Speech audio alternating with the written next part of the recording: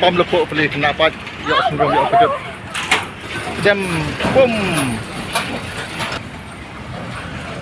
Ka Joint Action Committee dong nam Siang ilaka Narpo East Jang Hills District ka dawa jor na sarkar bat NHIDCL bakin marmat no ika Surok National Highway Rio na do Tongseng hadu rata cera Malidor na markumba kalong menta kipat ba babun balang kila jenjar palat man la kasngi na kadheng kali na kadaw ka jing sniu palat port ka Surok ka balabun sa tangki kram bahe hapadeng Surok. Ka Joint Action Committee lingba uba lasting pala chairman kalau ong bementa la dei kapor barang bat kala kata hadu kata-kata ka kot ka khia jong ki nong lek nong wan bat ki nong shong snong kham tam ki khna skul namar ka Surok kala dap da ka Pum-Pum da ka bapen pau na kapor sa kapor kala yai ban bat kentu ya ka NHAI lani NHIDCL ban maramat no e kani ka Surok ka Joint Action Committee kala ong magajuba bakiyo ka long badang pentre ya ki nala lani ki side drain.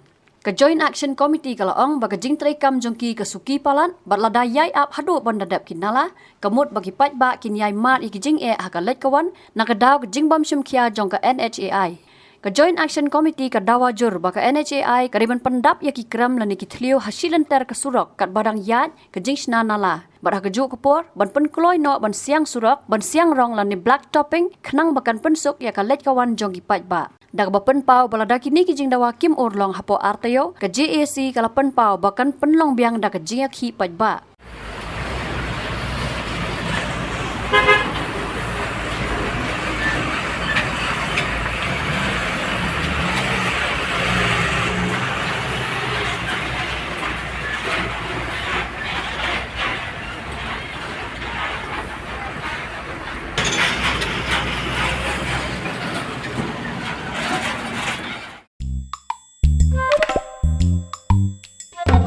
Habatin, pej bahagi ki shop plus F.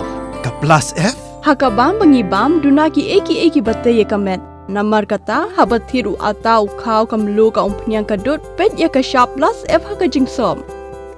Yaki nutrient kum ki vitamin bat ka iron la icon diat bat ka bathau bha kam khta ka dur jing ki marbam ka jing mat lani ka rukom shed yaki. Balehi panai kita.